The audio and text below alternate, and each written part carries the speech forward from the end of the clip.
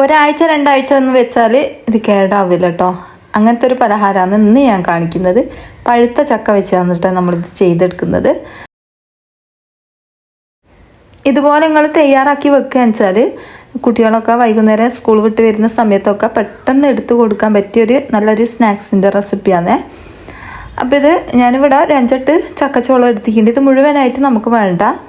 ഇതിൽ നിന്ന് 2-3 എടുത്തിട്ടാണ് നമ്മൾ ചെയ്തെടുക്കുന്നത്. നല്ലോണം പഴുത്ത ചക്കാണിത്. ഞാനിവിടെ കുറഞ്ഞ അളവിലാണ് കാണിക്കുന്നത്. അപ്പം നിങ്ങൾക്ക് ഇതിലും കൂടുതൽ വേണമെങ്കിൽ ചക്കച്ചോള ഒരു 5-8 എടുത്തിട്ട് അങ്ങനെയും ചെയ്തെടുക്കാം കേട്ടോ. ബാക്കിയുള്ള സാധനത്തിൻ്റെ അളവൊക്കെ ഒന്ന് കൂട്ടി കൊടുത്താൽ മതി. ഞാൻ പറഞ്ഞു തരാം കേട്ടോ എങ്ങനെ ചെയ്യേണ്ടതെന്ന്. അപ്പോൾ ഇതാ ചക്കച്ചോളൻ്റെ ഇതിൻ്റെ കുരുഭാഗമൊക്കെ ഒന്ന് കളഞ്ഞ് നല്ലോണം വൃത്തിയാക്കി എടുത്തിട്ടുണ്ട്. ഇനി ഇത് ഈ ഒരു മിക്സിൻ്റെ ജാറിലേക്ക് ഇട്ട് കൊടുക്കാം. ഞാനിവിടെ 3 ചോള വെച്ചിട്ടാണ് ചെയ്തെടുക്കുന്നത്. ഒരു ഫ്ലേവറിന് വേണ്ടിയിട്ടാണ് കേട്ടോ നമ്മളിത് ഇട്ട് കൊടുക്കുന്നത്. പിന്നെ ഇതിലേക്ക് ഞാൻ ഏലക്ക ചേർത്ത് കൊടുക്കുന്നുണ്ട്. ഏലക്ക നിങ്ങൾക്ക് ഇഷ്ടമുണ്ടെങ്കിൽ ചേർത്ത് കൊടുത്താൽ മതി, അല്ലെങ്കിൽ ചക്കൻ്റെ ഫ്ലേവർ തന്നെ നിന്നോട്ടെ, കുഴപ്പമില്ല. പിന്നെ ഏലക്കൻ്റെ ഫ്ലേവറും കൂടി ആകുമ്പോൾ ഒന്നും കൂടി ടേസ്റ്റി ആയിരിക്കും. ഇതിലേക്ക് 2 മുട്ട പൊട്ടിച്ച് ഒഴിച്ച് കൊടുത്തിട്ടുണ്ട്. പിന്നെ നിങ്ങൾ ഒരു 8 ചക്കച്ചോളൊക്കെ എടുക്കുകയെന്ന് വെച്ചാൽ ഒരു 4 മുട്ടയൊക്കെ എടുത്താൽ ബാക്കിയുള്ള സാധനത്തിൻ്റെ അളവൊക്കെ ഒന്ന് കൂട്ടി കൊടുത്താൽ മതിയേ. അപ്പോൾ ഇതിലേക്ക് ഞാനൊരു 3/4 ഗ്ലാസ് പഞ്ചസാര ചേർത്ത് കൊടുത്തിട്ടുണ്ട്. ഈ ഒരു പഞ്ചസാരൻ്റെ അളവ് കറക്റ്റാണ് കേട്ടോ. നമ്മളിപ്പോൾ കേക്കിലൊക്കെ ചെയ്യുന്നില്ലേ, അതേ അളവിൽ തന്നെയാണ് ഞാനിവിടെ ചെയ്തെടുക്കുന്നത്. അപ്പോൾ ഇത് കറക്റ്റ് പാകം അതിനെ. ഇനി ഇതിലേക്ക് നമുക്ക് ഓയിൽ ചേർത്ത് കൊടുക്കാം. ഞാൻ ആദ്യം വെളിച്ചെണ്ണ എടുത്തിട്ട് അത് മാറ്റിയതാണ്. അപ്പോൾ വെളിച്ചെണ്ണ ചേർത്ത് കൊടുക്കരുത് കേട്ടോ, ഓയിൽ മാത്രം ചേർത്ത് കൊടുക്കുക. അല്ലെങ്കിൽ ബട്ടർ ഉണ്ടെങ്കിൽ അങ്ങനെയും ചേർത്ത് കൊടുത്താൽ മതി. അതൊന്നും കൂടി നല്ല അടിപൊളിയായിരിക്കും കേട്ടോ ബട്ടർ ഉണ്ടെങ്കിൽ. അപ്പോൾ കുറച്ചധികം തന്നെ ബട്ടർ ചേർത്ത് കൊടുക്കുക.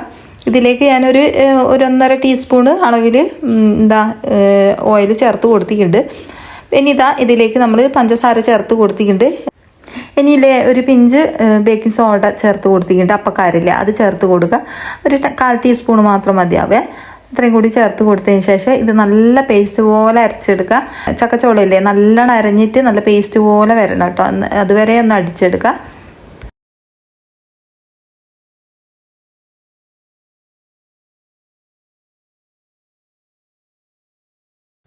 ഇതിലേക്ക് ഞാൻ കുറച്ച് മൈദ എടുക്കുന്നുണ്ട്. നമ്മളിപ്പോൾ കുറച്ചിട്ട് കൊടുത്തിട്ട് ഒന്ന് കുഴച്ചെടുത്തിട്ടാണ് കേട്ടോ ബാക്കി ഇട്ട് കൊടുക്കുന്നുള്ളൂ. ഇതിനങ്ങനെ മൈദക്ക് അളവും കാര്യങ്ങളില്ല.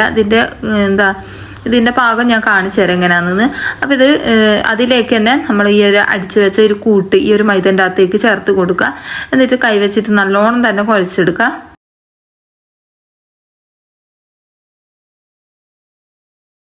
കുറച്ച് വെള്ളം പോലാണ് ഇട്ടുള്ളത്. അപ്പോൾ ഇതിലേക്ക് ഞാൻ നല്ലോണം തന്നെ പൊടിയിട്ട് കൊടുക്കുന്നുണ്ട്.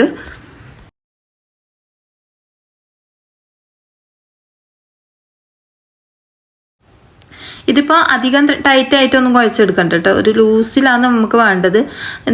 കുറേശ്ശെ മൈദ ഇട്ട് കൊടുത്തിട്ട് ഇതേപോലെ ഒന്ന് കുഴച്ചെടുക്കാം. ഇപ്പോൾ ഞാനിപ്പോൾ ഏകദേശം ഒരു 2.5 കപ്പ് മൈദ ഇതിലേക്ക് ചേർത്ത് കൊടുത്തിട്ടുണ്ടാവും.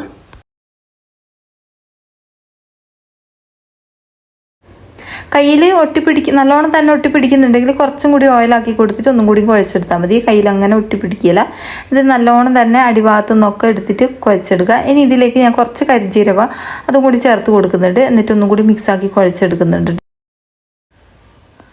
അപ്പോൾ ഇതേപോലെ നല്ല സോഫ്റ്റ് ആക്കിയിട്ട് തന്നെ കുഴച്ചെടുത്തിട്ടുണ്ട്. അധികം ടൈറ്റും അല്ല, നല്ലോണം തന്നെ ലൂസായിട്ടാണ് കിടക്കുന്നത് കേട്ടോ. ഇനി വേണമെങ്കിൽ നിങ്ങൾക്ക് ഇതിൻ്റെ മുകളിൽ കൂടി ഓയിൽ ഒഴിച്ചിട്ട് ഒരു സൈഡിലേക്ക് മാറ്റി വെക്കാം. എന്നിട്ട് അങ്ങനെ കുറച്ച് നേരം റെസ്റ്റ് ചെയ്യാൻ വെച്ചിട്ട് അങ്ങനെയും ഫ്രൈ ആക്കി എടുക്കട്ടോ. ഇനി ഞാൻ ഇതിൽ നിന്ന് കുറേശ്ശെ എടുത്തിട്ട് ഉരുളകളാക്കിയിട്ട് നമ്മൾ തിളച്ച എണ്ണയിലേക്ക് ഇട്ട് കൊടുക്കുന്നുണ്ട്. തിളച്ച എണ്ണ എന്ന് പറയുന്നത് ലോ ഫ്ലെയിമിലിട്ടിട്ട് വേവിച്ചെടുക്കണം കേട്ടോ. അധികം ഹൈ ഫ്ലെയിമിലിട്ടിട്ട് വേവിക്കാൻ പാടില്ല. ഉൾഭാഗം വെന്ത് കിട്ടിയല്ലോ കേട്ടോ. ലോ ഫ്ലെയിമിലിട്ട് അങ്ങനെ കിടന്നത് അങ്ങനെ വെന്ത് കിട്ടണം. അപ്പോൾ ഹൈ ഫ്ലെയിമിലിടാന്ന് വെച്ചാൽ പെട്ടെന്ന് മുകൾ ഭാഗം കരിയുള്ളൂ, പിന്നെ ഉൾഭാഗം വെന്ത് കിട്ടിയല്ലോ.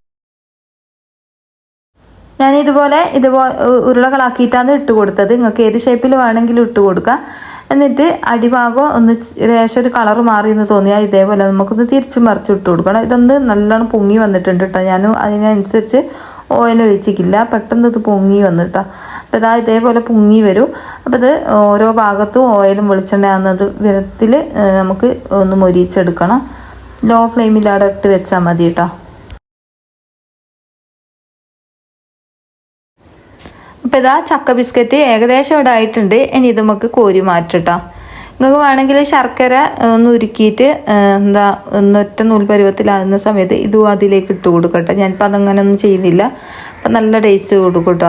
അപ്പോൾ ഇത് ചൂടോടൊക്കെ തന്നെ ഒരു പാത്രത്തിലേക്ക് മാറ്റി കൊടുത്തിട്ടുണ്ട്. ചൂട് തണിയാൻ വേണ്ടിയിട്ട് വെക്കുക. എന്നിട്ട് എയർ ടൈറ്റ് ആയിട്ടുള്ള കണ്ടെയ്നറിൽ ഇട്ട് കൊടുത്താൽ മതി കേട്ടോ. എത്ര ദിവസം വേണമെങ്കിലും ഇത് കേടാവില്ല. അപ്പോൾ ഇതാ നമുക്ക് കോരി മാറ്റാം. അപ്പോൾ മുഴുവനായിട്ട് ഞാൻ ഇത് ഫ്രൈ ആക്കി എടുത്തിട്ടുണ്ട്. നല്ല ടേസ്റ്റാണ് കേട്ടോ ഇത് കഴിക്കാൻ വേണ്ടിയിട്ട്. എത്ര ദിവസം വേണമെങ്കിലും കേടാവാണ്ട് വെക്കാം. അതുപോലെ തന്നെ കുട്ടികളൊക്കെ വൈകുന്നേരം സ്കൂൾ വിട്ട് വരുന്ന സമയത്ത് ഓരോന്ന് എടുത്ത് കൊടുക്കാൻ പറ്റിയ ഒരു സ്നാക്സിൻ്റെ റെസിപ്പിയാണ് കേട്ടോ. നിങ്ങൾക്ക് ഓയിൽ വേണ്ടെങ്കിൽ ഇതിലേക്ക് ബട്ടർ ചേർത്തിട്ട് കുഴച്ചാലും മതിയാവും. അധികം ഓയിലൊന്നും കുടിക്കുകയല്ല കേട്ടോ. നല്ല ടേസ്റ്റാണ്. അപ്പോൾ ഇത്രയേ ഉള്ളൂ ഇന്നത്തെ വീഡിയോ ഇഷ്ടമായിട്ടുണ്ടെങ്കിൽ ആദ്യം പറഞ്ഞതുപോലെ തന്നെ ലൈക്ക് അടിക്കാനും ഷെയർ ചെയ്തെടുക്കാനും സബ്സ്ക്രൈബ് ചെയ്യാനൊന്നും മറന്നു വെറുതെ. ഇനി അടുത്ത ഇതേപോലത്തെ പുതിയ വീഡിയോയുമായി കാണാൻ.